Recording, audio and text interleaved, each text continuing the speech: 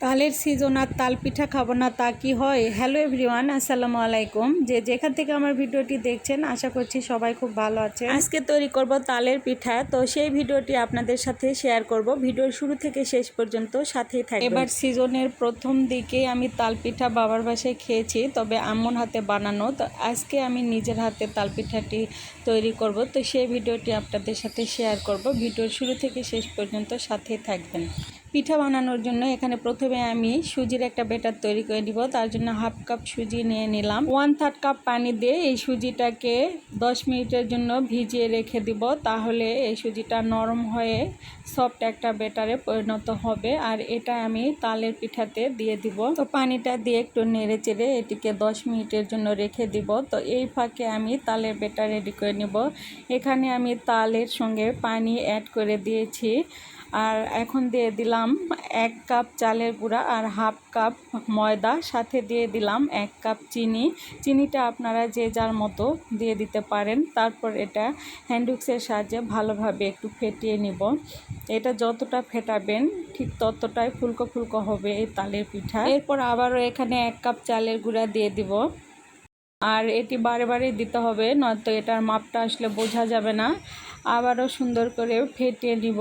এরপর আমি সুজির যে ব্যাটারটা রেখেছিলাম সেটা এখন দেখুন কতটা সফট হয়ে পানির সঙ্গে মিশে গিয়েছে। এই ব্যাটারটা দিয়ে দিলাম। এখন তালের গুঁড়া দিয়ে যে তালে পিঠা বানানো হয় সেটার থেকে এই সুজি ব্যাটার দেওয়ার কারণে কিন্তু এই পিঠাটি খেতে অনেকটাই স্পঞ্জি আর ফুলকো ফুলকো হবে। এটা খেতে আরও স্বাদ বেশি লাগে।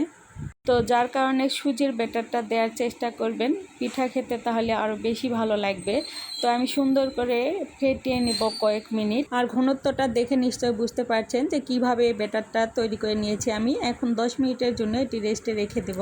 এদিকে কড়াইয়ে তেল দিয়ে দিয়েছি। তেলটা পর্যাপ্ত পরিমাণে গরম হয়ে গেলে এখানে আমি তালের ব্যাটারটা দিয়ে ছোট ছোট করে পিঠা ভেজে নিব। আপনারা যে যেমন শেপে পিঠা বানাতে চান বানিয়ে নিতে পারেন। অনেক রকমের পিঠা বানিয়ে খেলেও এই পিঠাটি আমি সাধারণত আম্মুর হাতে বানিয়ে খাই, তো যার কারণে এই পিঠার শেপটা আমি অতটা ভালো করে দিতে পারছি না। তো যাই হোক, আমি যেভাবে পেরেছি সেভাবেই চেষ্টা করলাম। তারপর এটিকে নেড়ে চেড়ে সুন্দর করে ভেজে নেব উল্টিয়ে পাল্টিয়ে। আর তেলটা খুব ভালোভাবেই গরম করে নিতে হবে। তেলটা যদি অল্প পরিমাণে গরম করা হয় পিঠাটা দেওয়ার সঙ্গে সঙ্গে নিচে লেগে যাবে আর ফুলকো ফুলকো হবে না, কেমন একটা চেপটা আকৃতির হয়ে যাবে। এই জন্য তেলটা অবশ্যই ভালোভাবে গরম করে নেবেন। তারপর লো হিটে এই তাল বড়াগুলো ভেজে নেবেন। তারপর এ তো উল্টিয়ে পাল্টিয়ে খুব সুন্দর করে তাল পিঠা বা তাল বড়াগুলো আমি ভেজে নিলাম। এখন এরকম কালার হয়ে গেলে তেল থেকে ছেঁকে তুলে নিব।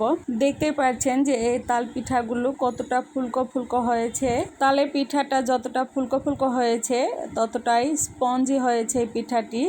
তো আজকে ভিডিওটি কেমন লেগেছে, ভিডিওটি আশা করছি ভালো লেগেছে। যদি ভালো লেগে থাকে লাইক কমেন্ট অ্যান্ড শেয়ার করে পাশে থাকবেন। যে যেখান থেকে দেখছেন ভালো থাকবেন। আল্লাহ হাফেজ।